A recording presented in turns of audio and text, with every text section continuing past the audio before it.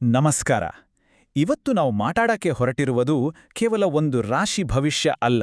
ಇದು ಬ್ರಹ್ಮಾಂಡವೇ ಮೀನರಾಶಿಯಲ್ಲಿ ಹುಟ್ಟಿದವರಿಗಾಗಿ ಕಳಿಸಿರುವ ಒಂದು secret message. ಇದು ಜೀವನದ ದಿಕ್ಕನ್ನೇ ಬದಲಿಸಬಲ್ಲ ದೈವಿಕ ಮಾಹಿತಿ. ಬನ್ನಿ, ಇದರ ಬಗ್ಗೆ ಆಳವಾಗಿ ತಿಳಿದುಕೊಳ್ಳೋಣ, ಯಾಕೆಂದರೆ ಇದು ನಿಮ್ಮ ಭವಿಷ್ಯದ ಬಾಗಿಲನ್ನೇ ತೆರೆಯಬಹುದು. ಹೌದು, ನೀವು ಕೇಳಿದ್ದು ನಿಜ. ನಿಮ್ಮ ಕಣ್ಮುಂದೆನೇ ಒಂದು ಕಾಣದ ದೈವಿಕ ಶಕ್ತಿ ನಿಮ್ಮನ್ನ, ನಿಮ್ಮ ಮನೆಯವರನ್ನ ಸುತ್ತುವರೆದಿದೆ. ಅದು ಪ್ರತಿಕ್ಷಣನೂ ಒಂದು ಗುರಾಣಿ ಥರ ನಿಮ್ಮನ್ನ ಕಾಪಾಡ್ತಿದೆ. ಆದರೆ ಆ ಶಕ್ತಿ ಇದೆ ಅನ್ನೋದು ನಿಜವಾಗ್ಲೂ ನಿಮಗೆ ಗೊತ್ತಾಗಿದೆಯಾ? ಅಥವಾ ಇದೆಲ್ಲ ಸುಮ್ಮನೆ ಕಾಕತಾಳೀಯ ಅಂತ ಅನ್ಕೊಂಡಿದ್ದೀರಾ? ಈಗ ಎಚ್ಚೆತ್ತುಕೊಳ್ಳೋ ಸಮಯ ಬಂದಿದೆ. ಯಾಕಂದ್ರೆ ಬರ್ತಿರೋ 48 ಗಂಟೆಗಳಲ್ಲಿ, ಅಂದ್ರೆ ಕೇವಲ 2 ದಿನಗಳಲ್ಲಿ, ನಿಮ್ಮ ಜೀವನದ ಹಾದಿಯನ್ನೇ ಬದಲಿಸಬಲ್ಲ 3 ದೊಡ್ಡ ಮತ್ತು ಅದ್ಭುತವಾದ ಸಿಹಿಸುದ್ದಿ ಕೇಳೋ ಸಾಧ್ಯತೆ ಇದೆ. ಇದು ನಿಮ್ಮ ಹಣಕಾಸು, ವೈಯಕ್ತಿಕ ಜೀವನ ಅಥವಾ ವೃತ್ತಿಜೀವನಕ್ಕೆ ಸಂಬಂಧಿಸಿದ್ದೇ ಆಗಿರ್ಬೋದು. ಸರಿ, ಹಾಗಿದ್ರೆ ಬನ್ನಿ ಈ ದೈವಿಕ ಸಂದೇಶದ ಆಳಕ್ಕೆ ಇಳಿಯೋಣ. ಇದು ಸುಮ್ಮನೆ ಟೈಂಪಾಸ್ಗಾಗಿ ಅಲ್ಲ, ಇದು ನಿಮ್ಮ ಭವಿಷ್ಯಕ್ಕೆ ಸಂಬಂಧಿಸಿದ್ದು. ಅದಕ್ಕೆ ಪ್ರತಿಯೊಂದು ಪದವನ್ನು ಪೂರ್ತಿ ಗಮನ ಕೊಟ್ಟು ಏಕಾಗ್ರತೆಯಿಂದ ಕೇಳಿ. ಯಾಕಂದ್ರೆ ಇಲ್ಲಿ ಹೇಳೋ ಒಂದೊಂದು ಮಾತು ನಿಮ್ಮ ಲೈಫ್ನೇ ಬದಲಿಸೋ ಶಕ್ತಿ ಹೊಂದಿದೆ. ಕಳೆದ ಎಷ್ಟೋ ವರ್ಷಗಳಿಂದ ಒಬ್ಬ ದೇವತೆಯ ಕರುಣೆ ಮತ್ತು ಆಶೀರ್ವಾದ ನಿಮ್ಮೇಲೆ, ನಿಮ್ಮ ಕುಟುಂಬದ ಮೇಲೆ ಮಳೆ ಥರ ಸುರಿತಾನೇ ಇದೆ. ಎಷ್ಟೋ ಸಲ ನಿಂಗೆ ಗೊತ್ತಿಲ್ಲದೆ ದೊಡ್ಡ ದೊಡ್ಡ ಅಪಾಯಗಳಿಂದ ಪಾರಾಗಿದ್ದೀರಾ. ಅದು ಕೇವಲ ನಿಮ್ಮ ಅದೃಷ್ಟ ಅಲ್ಲ, ಅದು ಆ ದೇವತೆಯ ರಕ್ಷಣೆ. ಹೌದು, ಜೀವನದಲ್ಲಿ ಲಾಸ್ಟ್ ಮೊಮೆಂಟಲ್ಲಿ ಪಾರಾದ ಎಷ್ಟೋ ಅಪಾಯಗಳು ಕೇವಲ ಆಕಸ್ಮಿಕಗಳಲ್ಲ. ಅವುಗಳ ಹಿಂದೆ ಆ ದೇವತೆಯ ಒಂದು ಅದೃಶ್ಯ ಕೈವಾಡ ಇತ್ತು. ಆದರೆ ಆ ದೇವಿಯ ಇರುವಿಕೆಯನ್ನ ಗಮನಿಸದೆ ಅದನ್ನ ಕೇವಲ ತಮ್ಮ ಅದೃಷ್ಟ ಅಂತ ಅನ್ಕೊಂಡಿದ್ದೀರಿ ಅಷ್ಟೇ. ಅದು ಆಕಸ್ಮಿಕವಲ್ಲ, ಅದು ಆಕೆಯ ಕರುಣೆ. ಎಷ್ಟೆಲ್ಲ ದೈವಿಕ ರಕ್ಷಣೆ ಇದ್ರೂ ಯಾಕೆ ಕಷ್ಟಪಡ್ತಾ ಇದ್ದೀರಾ? ಈ ಪ್ರಶ್ನೆಗೆ ಉತ್ತರ ತಿಳ್ಕೊಳ್ಳೋ ಮೊದಲು ಮೀನರಾಶಿಯವರ ನಿಜವಾದ ಆಳವಾದ ವ್ಯಕ್ತಿತ್ವ ಹೇಗಿರುತ್ತೆ ಅಂತ ಅರ್ಥ ಮಾಡ್ಕೊಳ್ಳೋಣ. ಜ್ಯೋತಿಷ್ಯದ ಪ್ರಕಾರ ಮೀನರಾಶಿ 12 ರಾಶಿಚಕ್ರಗಳಲ್ಲಿ ಕೊನೆಯದು. ಇದರ ಅಧಿಪತಿ ಗುರುಗ್ರಹ. ಪೂರ್ವಭಾದ್ರ, ಉತ್ತರಭಾದ್ರ ಮತ್ತು ರೇವತಿ ನಕ್ಷತ್ರದಲ್ಲಿ ಹುಟ್ಟಿದವರು ಈ ರಾಶಿಗೆ ಸೇರುತ್ತಾರೆ. ಇದು ನೀರಿನ ರಾಶಿಯಾಗಿರೋದ್ರಿಂದ ಇವರು ಸ್ವಾಭಾವಿಕವಾಗಿಯೇ ತುಂಬಾನೇ ಭಾವನಾತ್ಮಕ, ಕರುಣೆ ಮತ್ತು ಸೃಜನಶೀಲತೆಯ ಒಂದು ಸಾಗರದಂತೆ ಇರ್ತಾರೆ. ಈ ಸ್ಲೈಡ್ನಲ್ಲಿರೋದು ನಿಜವಾಗ್ಲೂ ಮೀನರಾಶಿಯವರ ಬಗ್ಗೆ ಒಂದು ಇಂಟ್ರೆಸ್ಟಿಂಗ್ ವಿಷಯ. ಪರಿಸ್ಥಿತಿ ಎಷ್ಟೇ ಗಂಭೀರವಾಗಿರಲಿ, ಇವರು ಹೊರಗಡೆ ನೋಡಕ್ಕೆ ಸಾಗರದಂತೆ ತುಂಬಾನೇ ಶಾಂತವಾಗಿ ಕಾಣಿಸ್ತಾರೆ. ಇದನ್ನೇ ಎಷ್ಟೋ ಜನ ಇವರ ವೀಕ್ನೆಸ್ ಅಂತ ತಪ್ಪು ತಿಳ್ಕೊಳ್ತಾರೆ. ಆದರೆ ನಿಜವಾಗ್ಲೂ ಇದು ಅವರೊಳಗಿನ ಅಪಾರವಾದ ಮಾನಸಿಕ ಶಕ್ತಿ ಮತ್ತು ಸಹನೆಯ ಸಂಕೇತ.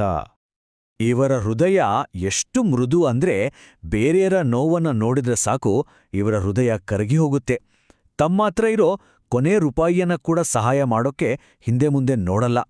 ತಮ್ಮ ಕೋಪವನ್ನ ಒಳಗೊಳಗೆ ಅದುಮಿಟ್ಕೊಂಡು ಮಾನಸಿಕ ಒತ್ತಡವನ್ನ ಅನುಭವಿಸ್ತಾರೆ. ಆದ್ರೆ ಕೆಟ್ಟವರನ್ನು ಕೂಡ ತಮ್ಮ ಪ್ರೀತಿಯಿಂದ ಒಳ್ಳೆಯವರನ್ನಾಗಿ ಮಾಡೋಕೆ ಟ್ರೈ ಮಾಡೋದು ಇವರ ಸ್ಪೆಷಾಲಿಟಿ. ಇಷ್ಟೊಂದು ಒಳ್ಳೆ ಹೃದಯ, ಇಷ್ಟೊಂದು ಅದ್ಭುತ ವ್ಯಕ್ತಿತ್ವ ಇದ್ರೂ ಕಳೆದ ಕೆಲವು ವರ್ಷಗಳಿಂದ ಯಾಕೆ ಇಷ್ಟೊಂದು ಕಷ್ಟ, ನೋವುಗಳನ್ನ ಎದುರಿಸ್ತಾ ಇದ್ದೀರಾ? ಇದ್ರ ಹಿಂದಿನ ನಿಜವಾದ ಕಾರಣ ಏನು ಅಂತ ಈಗ ತಿಳಿಯೋಣ. ಈ ಪ್ರಶ್ನೆ ಪ್ರತಿದಿನ ಕಾಡ್ತಾ ಇರಬಹುದು ಅಲ್ವಾ? ಯಾವುದೇ ಕೆಲಸ ಶುರು ಮಾಡಿದ್ರೂ ಅದು ಅರ್ಧದಲ್ಲೇ ನಿಂತು ಹೋಗುತ್ತೆ. ಕಾಲ್ನೋವು, ನಿದ್ದೆ ಬರ್ದೇ ಇರೋದು, ಈ ಥರ ಸಣ್ಣ ಪುಟ್ಟ ಆರೋಗ್ಯ ಸಮಸ್ಯೆಗಳು ಬಿಡದ ಹಾಗೆ ಕಾಡ್ತಾ ಇವೆ. ಹೊರಗಡೆ ನಗ್ತಾ ಇದ್ರೂ ಒಳಗಡೆ ತುಂಬಾನೇ ಸುಸ್ತಾಗಿದ್ದಿಲ್ಲ, ಹೌದಲ್ವಾ? ನಿಮ್ಮ ಎಲ್ಲಾ ಸಮಸ್ಯೆಗಳಿಗೆ ಮತ್ತು ರಕ್ಷಣೆಗೆ ಕಾರಣ ಒಂದೇ, ಅದುವೇ ನಿಮ್ಮ ಕುಲದೇವತೆ. ಅಂದ್ರೆ ನಿಮ್ಮ ಕುಟುಂಬದ ರಕ್ಷಕ ದೇವರು. ಈ ಮಾಡರ್ನ್ ಲೈಫ್ನ ಜಂಜಾಟದಲ್ಲಿ ಎಷ್ಟೋ ಜನ ತಮ್ಮ ಕುಲದೇವತೆಯನ್ನ, ತಮ್ಮ ಮೂಲವನ್ನ ಮರ್ತುಬಿಟ್ಟಿದ್ದಾರೆ. ಇದು ಕೇವಲ ಒಂದು ಧಾರ್ಮಿಕ ತಪ್ಪಲ್ಲ, ಇದು ನಮ್ಮನ್ನ ಕಾಪಾಡೋ ಶಕ್ತಿಯ ಮೂಲದಿಂದನೇ ನಾವು ದೂರ ಸರಿಯೋ ಥರ. ಇದೇ ನಿಮ್ಮೆಲ್ಲ ಕಷ್ಟಗಳಿಗೆ ಮೂಲ ಕಾರಣ. ಆದ್ರೆ ಚಿಂತೆ ಮಾಡಬೇಡಿ, ಪ್ರತಿಯೊಂದು ಸಮಸ್ಯೆಗೂ ಒಂದು ಪರಿಹಾರ ಇದ್ದೇ ಇರುತ್ತೆ. ಜೀವನದಲ್ಲಿ ಮತ್ತೆ ಪಾಸಿಟಿವ್ ಬದಲಾವಣೆಗಳನ್ನ ತರೋಕೆ ಏನೆಲ್ಲ ಮಾಡಬೇಕು ಅನ್ನೋ ಸರಳ ಮತ್ತು ಶಕ್ತಿಶಾಲಿ ಮಾರ್ಗವನ್ನ ಈಗ ನೋಡೋಣ.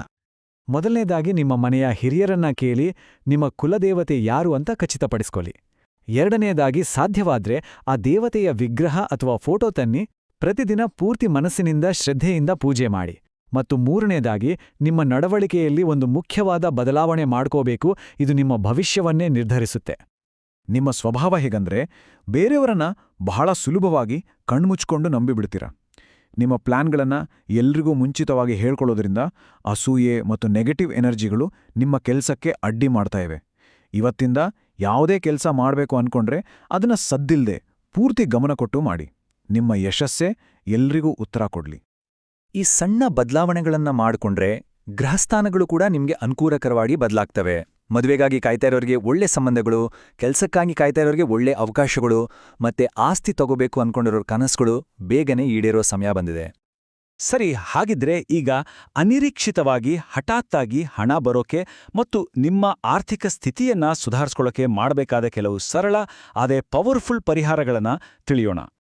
ಈ ಸಿಂಪಲ್ ಉಪ್ಪಿನ ಪರಿಹಾರ ಮನೇಲಿರೋ ನೆಗೆಟಿವ್ ಎನರ್ಜಿಯನ್ನ ಪೂರ್ತಿಯಾಗಿ ಹೀರ್ಕೊಂಡು ಮನೆನ ಶುದ್ಧ ಮಾಡತ್ತೆ. ಇದು ನಿಧಾನವಾಗಿ ಜನ್ಮದೋಷಗಳನ್ನ ಕೂಡ ತೆಗೆದುಹಾಕಿ ಹಠಾತ್ ಸಂಪತ್ತು ಬರೋ ಯೋಗವನ್ನ ಬಲಪಡಿಸುತ್ತೆ. ಇದನ್ನ ಶ್ರದ್ಧೆಯಿಂದ ಮಾಡಿ ಬದಲಾವಣೆಯನ್ನ ನೀವೇ ನೋಡಿ. ಇದು ತುಂಬಾನೇ ಶಕ್ತಿಶಾಲಿ ಪರಿಹಾರ. ಸಾಮಾನ್ಯವಾಗಿ ನಾವು ದೀಪಕ್ಕೆ ಎಳ್ಳೆಣ್ಣೆ ಬಳಸ್ತೀವಿ, ಆದ್ರೆ ಹಠಾತ್ ಸಂಪತ್ ಬರ್ಬೇಕು ಅಂದ್ರೆ ಸಾಸಿವೆ ಎಣ್ಣೆ ಬಳಸಿ ದೀಪ ಹಚ್ಬೇಕು. ಇದನ್ನ ಕನಿಷ್ಠ 40 ದಿನಗಳ ಕಾಲ ನಿರಂತರವಾಗಿ ಮಾಡಿದ್ರೆ ಜೀವನದಲ್ಲಿ ದಿಢೀರಂತ ಹಣ ಹರಿದುಬರೋದು ಖಂಡಿತ. ಇವು ಇನ್ನೂ ಕೆಲವು ಪರಿಣಾಮಕಾರಿ ಪರಿಹಾರಗಳು. ವಿಶೇಷವಾಗಿ ಸತತ 11 ಅಮಾವಾಸ್ಯೆಗಳಂದು ನಿಮ್ಮ ಕುಲದೇವತೆಗೆ ಬೇರೆ ಬೇರೆ ನೈವೇದ್ಯಗಳನ್ನ ಪ್ರೀತಿಯಿಂದ ಅರ್ಪಿಸಿದ್ರೆ ಜೀವನದಲ್ಲಿ ಯಾವುದೇ ಸಮಸ್ಯೆಗಳು ಉಳಿಯೋದಿಲ್ಲ ಮತ್ತು ಎಲ್ಲಾ ರೀತಿಯ ಸಂಪತ್ತು ನಿಮ್ಮದಾಗುತ್ತೆ. ಇಲ್ಲಿಯವರೆಗೆ ಅನುಭವಿಸಿದ ಕಷ್ಟಗಳಿಗೆ ಇವತ್ತಿನಿಂದ ಒಂದು ಅಂತ್ಯ ಹಾಡೋ ಸಮಯ ಬಂದಿದೆ. ನಿಮ್ಮ ಕುಲದೇವತೆಯ ಮೇಲೆ ಪೂರ್ತಿ ನಂಬಿಕೆ ಇಟ್ಟು ಈ ಸರಳ ಮಾರ್ಗಗಳನ್ನ ಪಾಲಿಸಿ. ನಿಮ್ಮ ಭವಿಷ್ಯವನ್ನ ಉಜ್ವಲವಾಗಿಸೋಕೆ ನೀವು ಸಿದ್ಧರಿದ್ದೀರಾ? ಯೋಚನೆ ಮಾಡಿ. ಸರ್ವೇ ಜನಃ ಸುಖಿನೋ ಭವಂತು.